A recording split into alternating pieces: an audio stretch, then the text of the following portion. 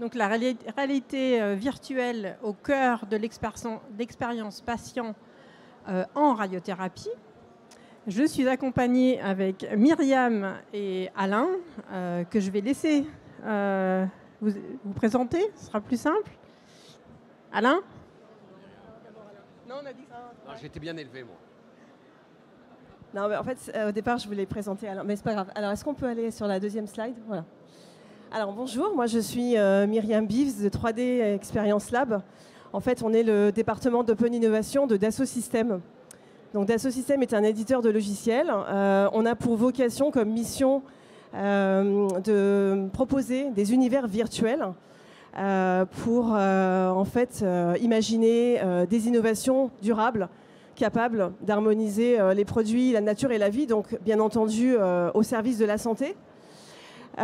Juste pour faire un petit peu d'histoire sur Dassault Systèmes, parce que peut-être que quand vous entendez Dassault Systèmes, vous entendez avion. Alors en fait, on est une spin-off il y a 40 ans de ça, d'ingénieurs de Dassault Aviation qui ont créé en fait la première maquette numérique d'un avion. La société a beaucoup évolué. On a aussi transformé en fait l'industrie de l'aéronautique avec nos solutions de jumeaux numériques sur la notion aussi de plateforme et d'avoir en fait la possibilité de gérer le cycle de développement d'un produit, ce qu'on appelle nous le PLM. Et en fait, depuis 10 ans, on s'est intéressé au domaine de la santé, parce qu'en fait, on estime qu'aujourd'hui, les plateformes de Dassault Systèmes sont des standards dans l'industrie aéronautique et dans l'automobile, et que le futur, ce sera aussi des plateformes qui seront en standard dans la santé, et notamment grâce aux jumeaux numériques. Donc on a commencé il y a 10 ans avec une acquisition d'une société qui s'appelait Acceleris à l'époque, qui est devenue la marque Biovia, qui permettait en fait de modéliser le monde du vivant, et notamment au niveau moléculaire. Donc aujourd'hui, par exemple, si on a un candidat médicament, on peut modéliser, avoir ce jumeau numérique de ce candidat médicament et de voir, d'étudier en fait la cible thérapeutique sur lequel ce candidat médicament voilà, pourrait se correspondre. Ensuite, on a eu une autre acquisition en 2019 qui s'appelle Medidata. C'est une société américaine qui est en fait le leader de la gestion des essais cliniques. Voilà, et donc aujourd'hui, en fait, la santé, c'est notre industrie numéro 1. Ça représente 20% de notre chiffre d'affaires et 10 000 clients dans le monde. Et aujourd'hui, un médicament sur deux, il est développé avec une plateforme Dassault Systèmes. Voilà en quelques mots Dassault Systèmes. Et je laisse la parole à Alain pour présenter, Alain que tout le monde connaît d'ailleurs, mais qui va peut-être parler de l'Institut Hartmann de manière plus précise. Merci beaucoup. Moi, j'ai plaisir à chaque fois à réentendre Dassault Systèmes et on est fiers effectivement d'avoir en France un Dassault Systèmes. D'abord, on a pu collaborer, on a pu vérifier l'énergie avec laquelle l'équipe construisait ses projets. Donc moi, je vais présenter mon métier premier que je mets souvent de côté, qui est cancérologie radiothérapie. Donc je suis médecin cancérologue radiothérapeute et je m'occupe d'un centre de radiothérapie qui s'appelle Hartmann, qui est à Levallois, porte de Champéret, Paris, et qui traite 4000 nouveaux patients par an. Voilà, c'est le premier centre de radiothérapie français. Et effectivement, dans ce centre, on a 100 personnes qui travaillent et des nouvelles technologies qui sont qui se renouvellent en permanence. Donc on sait plus ce que c'est qu'une nouvelle technologie en fait. Et dont de la radiothérapie qu'on appelle stéréotaxique, qui est guidée par les robots, avec une machine qui s'appelle, deux machines maintenant, qui s'appellent les CyberKnife, qui est d'un constructeur, Sancy nous parlera, qui s'appelle Accuray. Et donc cette radiothérapie stéréotaxique, c'est le synonyme de ce qu'on appelle la radiochirurgie. Alors, juste pour raconter ce que c'est, pour ceux qui ne sont pas acculturés à l'histoire, donc la radiothérapie, c'est quoi ? La radiothérapie, c'est une manière de traiter avec des rayons. C'est des rayons X transparents qui ne se voient pas, qui font pas mal. Et c'est des énergies qu'on délivre sur un volume cible. On l'utilise en cancérologie et pour certaines pathologies bénignes. Alors aujourd'hui, sur les 450 000 patients qui ont des cancers chaque année en France, il y en a 280 000 qui vont avoir de la radiothérapie. Sur le territoire français, on a 200 centres et à peu près 650 machines. Donc il y a une industrie de la radiothérapie et un réseau de radiothérapie sur le territoire national. Et vous avez des technologies différentes. Alors un des ennemis en radiothérapie, c'est le mouvement, parce que les organes bougent. Et donc arriver à trouver des technologies qui s'adaptent au mouvement, c'est notre sujet. Donc quand vous avez une tumeur à 2 mm du nerf optique, il faut qu'on puisse garder la vue et traiter la tumeur. Mais quand vous avez une prostate qui bouge, avec le rectum qui se remplit de gaz derrière ou la vessie qui se remplit d'urine, comment on fait pour détruire le cancer de la prostate sans abîmer le rectum, en gardant les érections, sans abîmer la continence urinaire? Et bien c'est pour ça qu'il faut contrôler le mouvement. Et donc on a le robot de radiothérapie qui s'appelle le CyberKnife. Je travaille un peu chez Dassault et chez Accuray aujourd'hui. Et rapidement, et après on va discuter. Donc c'est un accélérateur de particules miniatures monté sur un robot qui délivre des centaines de faisceaux avec une précision au demi-millimètre sur cible mobile. Et donc on arrive en temps réel à détecter le mouvement de la cible et à adapter le tir au mouvement de la cible. Et ça nous permet de faire de la radiothérapie de haute précision pour détruire les tumeurs et épargner les organes à risque autour. Voilà un peu notre métier. Et donc on a 10 métiers différents pour arriver à sortir un plan de traitement qui va nécessiter du temps et de l'énergie. Et donc un patient qui est dans un parcours cancer avec tout ce que ça induit. Et c'est pour ça qu'aujourd'hui on va discuter de cette innovation. J'étais long. Donc pour me présenter, je m'appelle Sansina Kara, moi je suis côté industriel. Donc nous sommes le fabricant d'une des machines, donc notamment le CyberKnife. La mission de notre société, c'est vraiment d'aider les patients à vivre pleinement leur vie, à profiter d'une meilleure qualité de vie. Et pour ce faire, donc, nous, on conçoit des équipements de la radiothérapie de haute précision, comme le disait Alain. Pour redonner un tout petit peu de contexte, Alain a commencé un petit peu sur la radiothérapie. Aujourd'hui, le cancer continue d'évoluer, les taux d'incidence augmentent. La beauté, quand même, c'est qu'en France, le taux d'incidence stagne. Donc plutôt de bonnes nouvelles pour les patients en France. Aujourd'hui, le nombre de patients diagnostiqués d'un cancer reste élevé quand même. Tu as cité un chiffre, je n'ai pas tout à fait le même chiffre, mais peu importe. Ce qui est important, en fait, c'est que de ces patients diagnostiqués chaque année, si on parle de 400 000 patients, moi c'est le chiffre que j'avais en tête, 2 tiers en fait, de ces patients, au cours de leur parcours de soins, auront à un moment donné de la radiothérapie. Et ça, souvent, en fait, c'est peu connu parce que la radiothérapie est mal perçue, mécomprise. Donc le projet Vortex, je pense que non seulement il va aider à améliorer l'expérience patient dans son ensemble, mais j'espère aussi contribuer à redorer un petit peu l'image de la radiothérapie.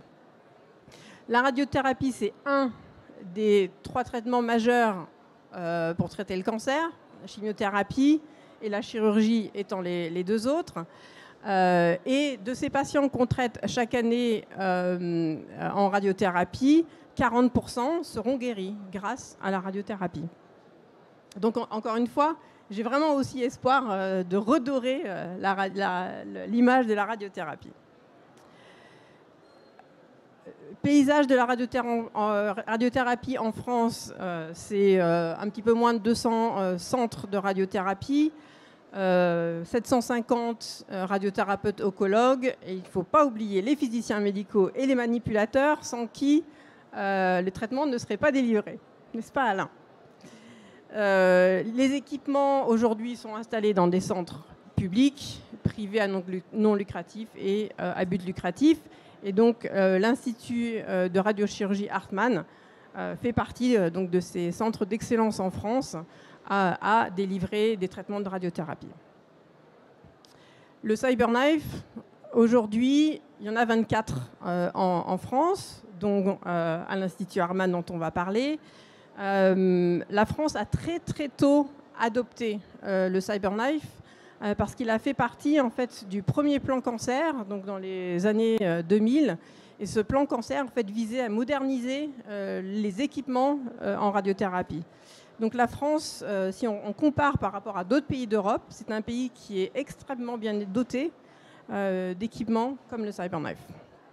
Alors une première question, Alain, tu as commencé un petit peu à aborder le sujet.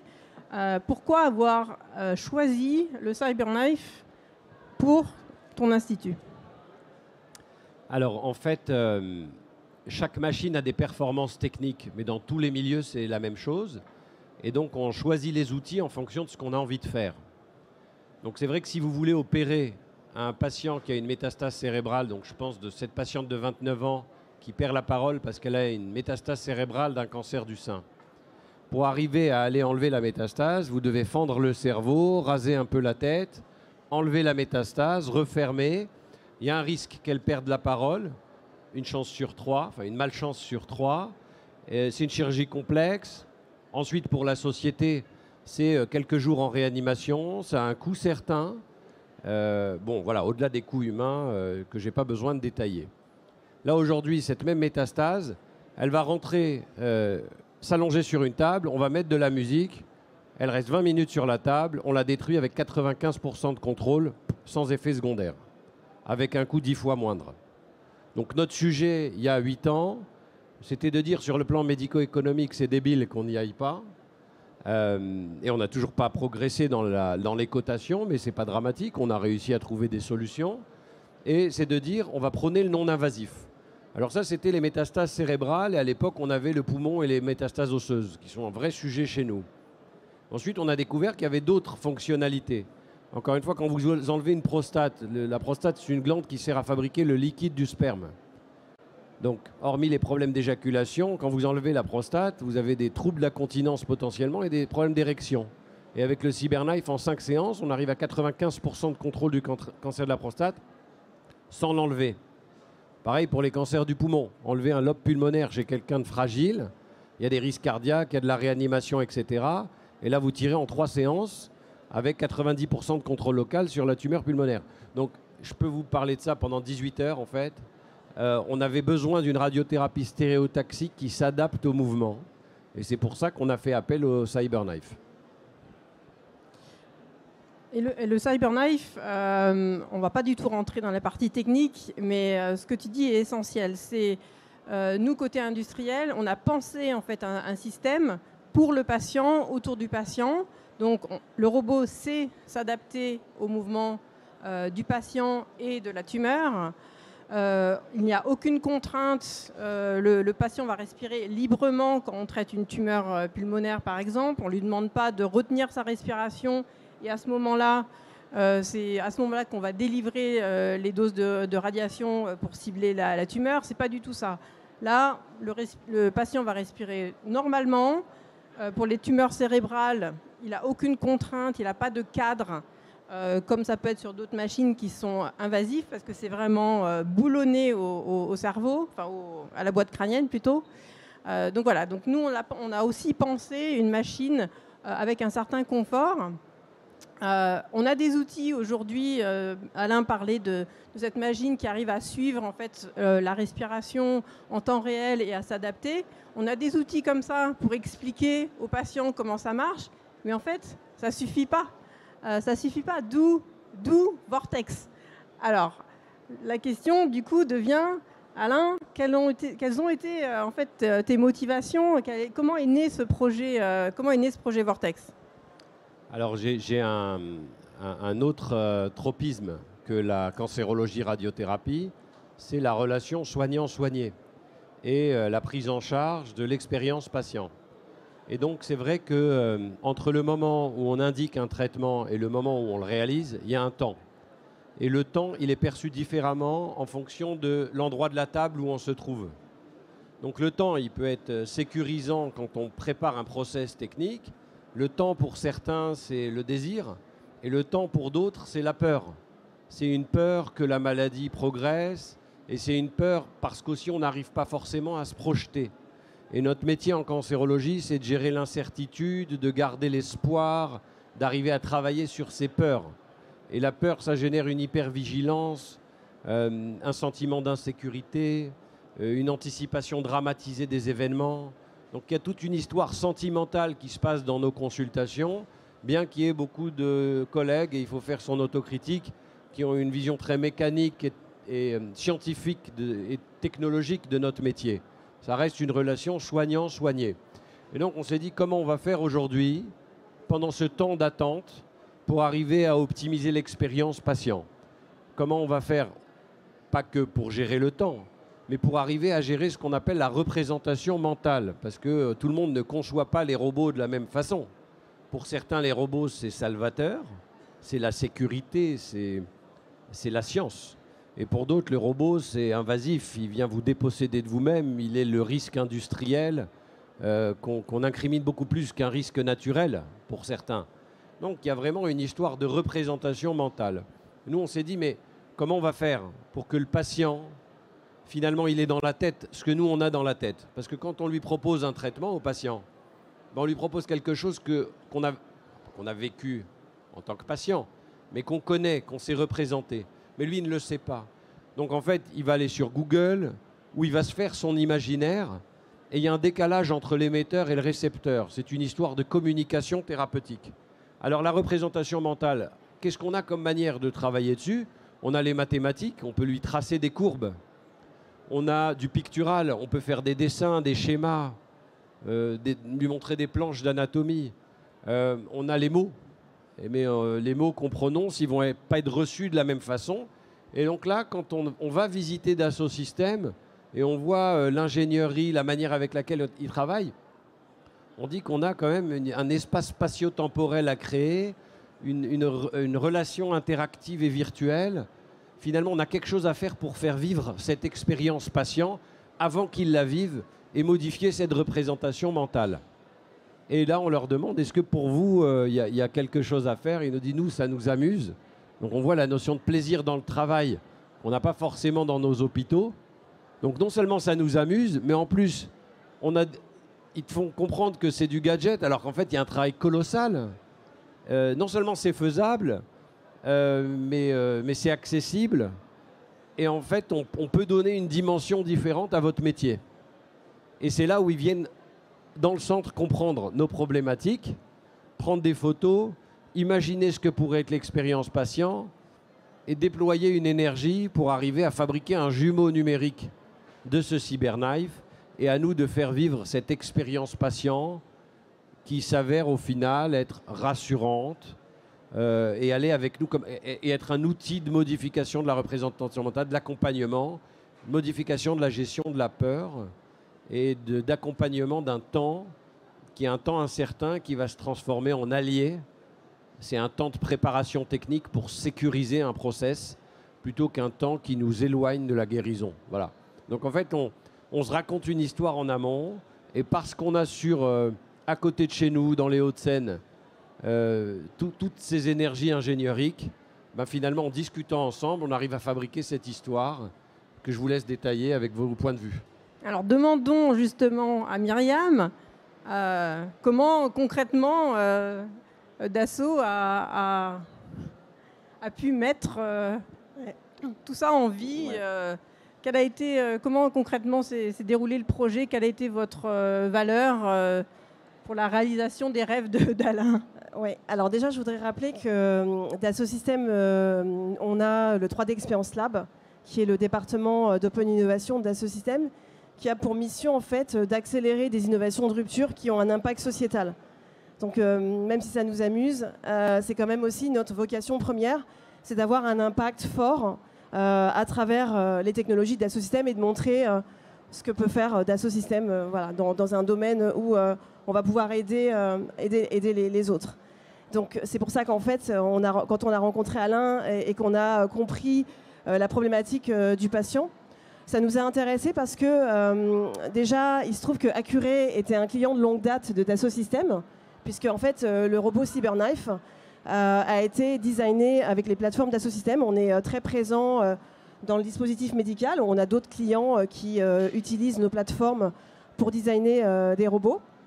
Et en fait, avec, comme je l'ai rappelé tout à l'heure, notre stratégie qui est forte dans le domaine de la santé et notre volonté d'apporter des innovations au service du patient, ben on s'est dit c'est vraiment une très bonne illustration finalement de montrer en fait que on peut couvrir toute la chaîne de valeur, donc c'est-à-dire aller au-delà de la conception 3D, du design comme on l'a fait avec Accuray et de fournir finalement le jumeau numérique d'un robot et de se dire qu'en fait, on pouvait aussi aller vers le patient et proposer de la valeur pour le patient.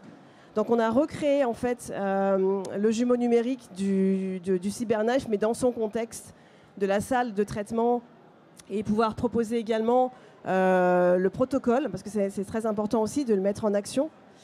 Et c'est pour ça qu'on s'est intéressé à ce projet. Donc, aujourd'hui, Vortex est installé à l'Institut Hartmann. Plusieurs patients ont fait l'expérience. Quels bénéfices tu vois aujourd'hui pour les patients, mais aussi pour l'équipe de soins? C'est-à-dire que la relation de soins, elle est asymétrique. Le patient, il dépose beaucoup plus que le soignant. Il peut y avoir une distance, il peut y avoir une méfiance. Elle est grévée de sentiments souvent négatifs et dont la peur. Et donc le bénéfice de cette représentation mentale maîtrisée, de passer du temps avec un patient pour lui raconter une histoire et la sienne, finalement il recrée de la confiance, il crée de la réassurance. C'est l'expérience positive, elle a une valeur dans la relation. Il ne faut pas oublier que quand une métastase se présente ou un cancer se présente, il y a une espèce d'incertitude qui pourrit la vie des gens. Et donc cette sécurisation basée sur un process innovant, où on voit qu'on a matériellement présenté à la conscience de l'autre, réorganisé sa façon de regarder les choses, finalement, elle a recréé du lien, et elle a optimisé le vécu patient. Ce qui est notre sujet, parce qu'on va dépenser des dizaines de milliers d'euros pour traiter une maladie, mais pas 10 secondes de plus pour s'occuper d'un patient et de ses peurs. Et donc on arrive avec cet espace virtuel dynamique, avec un temps dédié, à réorganiser notre relation à l'autre, qui pour moi est le sujet. Et Myriam, donc comment est construite l'expérience aujourd'hui Vortex? Alors d'ailleurs, je vous invite tous à venir la voir tout à l'heure. Mais donc il y a 2 étapes dans l'expérience. Il y a une première étape qui se veut pédagogique, c'est-à-dire qu'en fait, le patient va avoir la liberté de se promener dans la salle de traitement, ce qui n'arrive jamais en réalité. Mais là, il va pouvoir le faire.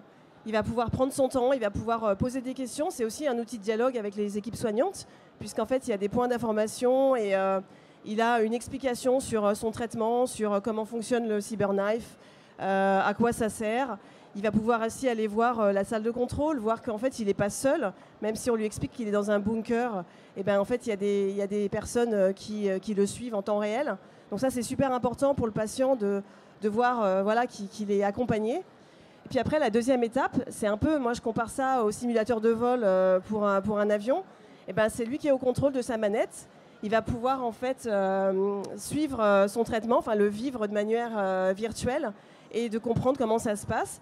Il a le droit de bouger, parce que c'est du faux. Mais en tout cas, ça lui permet vraiment de comprendre comment ça va se passer et de s'entraîner à son traitement.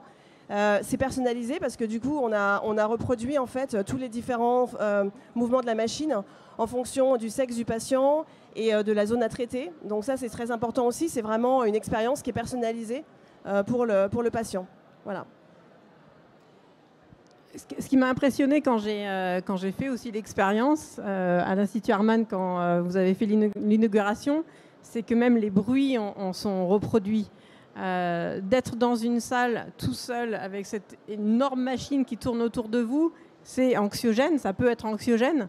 Donc de représenter aussi les bruits que le patient va connaître pendant son traitement, je pense que c'est important parce qu'il voilà, il sait que ça peut arriver et il est probablement moins angoissé pendant cette phase de traitement. Ce que pourrait être un bénéfice secondaire qui n'est pas encore étudié, mais qui nécessiterait une infrastructure et des moyens, c'est d'imaginer, vous savez, quand un patient est stressé, il y a une variation de son rythme respiratoire. Et donc le robot qui va chercher en permanence à détecter sa cible va faire plus d'images pour arriver à suivre un rythme respiratoire irrégulier.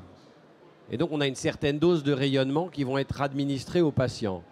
Imaginons sur le plan théorique, et ce n'est que théorique, c'est une hypothèse qui doit être validée, qu'un patient plus calme et plus serein qui a été entraîné a un rythme respiratoire plus régulier et plus serein et donc serait théoriquement à valider, exposé à moins de rayonnement pour arriver à avoir ce degré de précision Et là, ça devient tout de suite quelque chose de protecteur en termes de radioprotection.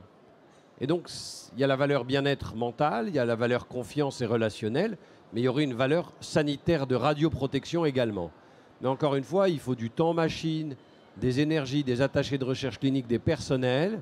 Et on sait que nos systèmes à l'acte sont en tension, d'autant plus qu'il n'y a pas de facturation dédiée pour ce type d'appareillage et qu'il y a une demande beaucoup plus importante que l'offre. On a forcément des délais pour traiter qui sont de plus en plus importants. Donc il faut imaginer que dans le futur aussi, on essaye d'aller vers d'autres types d'études, pas que de la recherche qualitative et expérientielle qui en soi est vertueuse, mais aussi une recherche quantitative et positionner ces dispositifs comme étant salvateurs à certains égards sur nos mesures de radioprotection et encore une fois, qui peuvent générer des cancers secondaires, etc. Donc on comprend en fait donc les bénéfices de la réalité virtuelle d'une façon générale. Alain, comment tu vois la technologie au service des patients, au service des équipes médicales, des équipes médicales dans son ensemble? C'est très simple. C'est ce gars de 64 ans qui a un cancer de prostate, qui vient de se remarier, qui a une vie sexuelle et qui ne veut pas qu'on lui enlève la prostate parce que sinon il a 8 chances sur 10 de ne pas avoir de vie sexuelle. Et il va venir en 5 séances et il continue à bander. C'est comme ça qu'on dit chez nous, hein, la vraie vie. Et voilà la technologie au service des patients. Alors c'est sûr que s'il balise à cause du robot, parce qu'il a l'impression que c'est Star Wars et qu'il a pleuré il y a 50 ans sur Star Wars, il ne le fera pas. Donc il faut arriver à créer de l'expérientiel, de la confiance, une relation, une communication thérapeutique et arriver à ce que la technologie arrive à diminuer les effets secondaires, améliorer les taux de guérison.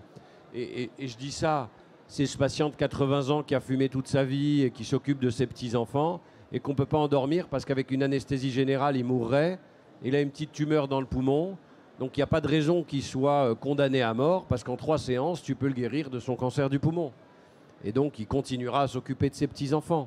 Et donc, moi, si tu me demandes à un cancérologue radiothérapeute la technologie et les patients, ça ne va pas, Sancy. Sinon, on t'aurait pas acheté les machines. Oui, mais ça, c'est entre nous. Vous avez envie de savoir. Donc, le CyberKnife, le Vortex, c'est le premier jumeau numérique en radiothérapie. Question pour Myriam, comment est-ce que tu vois en fait les applications des jumeaux numériques dans son ensemble dans la santé? Il y en a, c'est très nombreux en fait les applications qu'il peut y avoir. Juste pour en fait rebondir sur ce qu'Alain disait. En fait, même la réalité virtuelle, en fait, elle peut être utilisée aussi dans d'autres contextes, notamment pour gérer l'anxiété aussi, parce qu'en fait, on voit que il y a des startups qui développent des solutions aussi pour des enfants, pour des patients, pour gérer l'anxiété et tous ces soucis-là. Mais nous, en fait, on voit au 3D Experience Lab, donc nous, on accélère des projets innovants. On a plus de 55 projets qui sont portés par des startups, dont un tiers dans la santé. Et on a de nombreuses applications. Donc ça va de l'échelle moléculaire, comme je l'ai dit tout à l'heure, où on peut aujourd'hui accélérer le développement de candidats médicaments grâce aux jumeaux numériques au niveau moléculaire et finalement raccourcir les tests en laboratoire et accélérer le développement de ces médicaments-là. Après, on peut aussi, il y a des projets de jumeaux numériques sur les organes et on travaille là-dessus. On a en fait un cœur virtuel. Donc c'est un projet qui a été initialisé il y a plusieurs années avec différentes parties prenantes, des médecins, des chercheurs et d'Assosystèmes et nos solutions de simulation. Et donc, on a un modèle numérique d'un cœur. Donc, c'est-à-dire, c'est pas qu'un modèle 3D, c'est aussi un modèle qui permet de prédire les propriétés électromécaniques du cœur. Et on a, par exemple, une start-up qui va l'utiliser pour faire de la planification préopératoire pour une pose de stent. Donc, ça veut dire aussi une approche personnalisée en fonction du patient, de sa pathologie.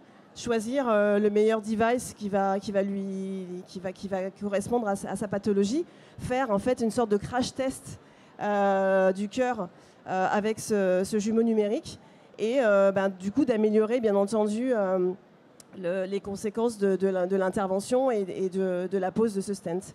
Donc ça c'est un exemple. On a d'autres exemples, par exemple, où on a à l'échelle en fait pour le passage à l'échelle de médicaments pour en fait pouvoir en fait anticiper la production. On a un exemple, par exemple, avec Sanofi qui utilise nos solutions pour faire le jumeau numérique de leur ligne de production de vaccins. Et par exemple, ils peuvent raccourcir le temps pour changer d'une ligne de production d'un vaccin A à un vaccin B. En fait, ils vont modéliser les ressources que ça représente et ils vont pouvoir, par exemple, passer d'1 mois à 7 jours pour changer d'une ligne de production. Donc, c'est juste pour vous donner des applications concrètes aujourd'hui sur le jumeau numérique dans la santé. Et il y en aura plein d'autres et on en attend plein d'autres. On va en accélérer plein d'autres au 3D Experience Lab. Donc si vous êtes d'accord, on peut peut-être prendre des questions, si vous avez des questions.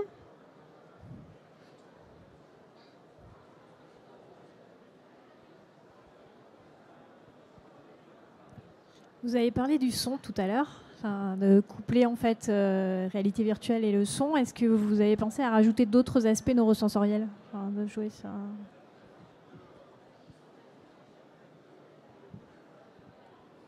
Oui, alors donc l'immersion, c'est quoi une immersion réussie? Et qu'est-ce que le cerveau va retenir? En fait, l'idée, c'est de faire des sciences cognitives, c'est de la recherche en sciences cognitives sur l'applicabilité de nos traitements et de nos techniques. Donc l'image mentale plus le son, ça fait une immersion que nous, on n'a jamais vue. Et je vous invite vraiment à aller dans le stand pour le faire. C'est sûr que je pense qu'il n'y a pas encore d'odeur, etc. Mais je ne suis pas sûr que sur la sensorialité, on y gagne beaucoup. Il faudrait l'étudier. Moi, mon sujet aujourd'hui, c'est comment on développe une recherche expérientielle, non médicamenteuse, dans nos circuits de soins. Il faut des budgets, il faut des envies, il faut des pionniers, il faut des gens qui misent. Il y aura certainement une économie dans l'expérience patient. C'est en tout cas très différenciant, c'est très utile. Mais ça va nécessiter, encore une fois, qu'il y ait un alignement de plusieurs intérêts. Voilà. Mais c'est vrai qu'on n'aurait pas pu nous-mêmes investir et porter ce projet de développement si on n'avait pas eu la chance de rencontrer Dassault Systèmes avec sa vision et son positionnement marché, qui est un peu différent d'un centre de radiothérapie, même s'il n'est pas petit, mais qui n'est pas en capacité de faire ça. Donc ce co-développement, il a été pour nous indispensable, ça a engagé les équipes, c'est un outil managérial aussi, autour d'une cohérence, d'une fidélisation des personnels, d'un engagement qui se traduit, on parlait hier de la santé des soignants et de l'impact de la santé des soignants et émotionnel sur la santé des patients. Donc voilà, il y a tout un écosystème qui s'est créé autour du projet. D'autres questions ?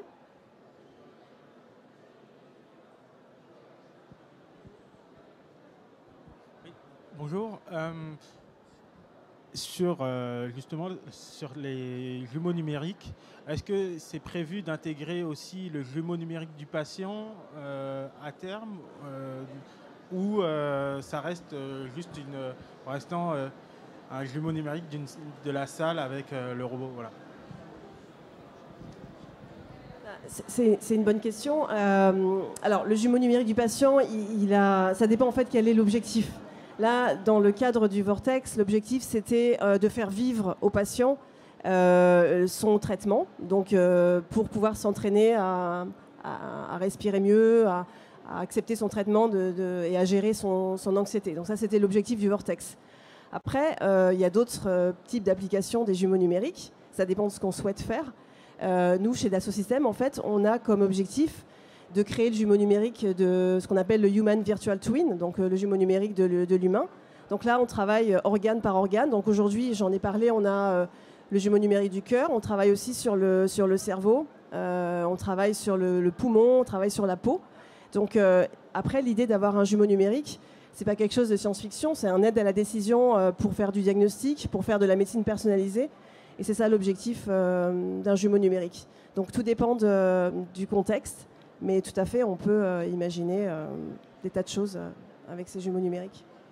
Alors c'est très intéressant. C'est-à-dire qu'en fait, même si ce n'est pas planifié tout de suite, si la technologie était peu coûteuse, simple, on pourrait imaginer que ça apporte quelque chose de supplémentaire dans la représentation mentale du patient. Et on pourrait aussi imaginer, puisque nous, on scanne les patients de la tête aux pieds lorsqu'on veut modéliser la radiothérapie. Donc on pourrait aussi montrer au patient son propre traitement plutôt que le traitement représenté de son organe dans cette salle. Donc c'est infini et je ne pense pas qu'on soit limité technologiquement. Mais il y a encore une fois les économies de système et la manière avec laquelle on va étudier les choses.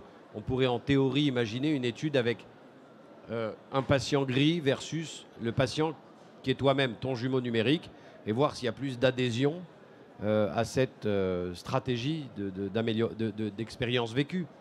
Mais encore une fois, il faut un petit peu de temps et mettre les choses par palier. Donc déjà, vivre l'expérience, le patient arrive mieux à se projeter comme ça que quand on lui en parle. Probablement qu'un jour, il aura lui-même en train d'être traité sous ses yeux. Pourquoi pas? Une dernière question peut-être? Merci de votre présence. Nous vous invitons à venir faire l'expérience Vortex sur le stand E9. Il y a tout l'équipement. Et comme ça, vous comprendrez aussi, vous pourrez vous projeter dans cette réalité virtuelle. Merci beaucoup à tout le monde.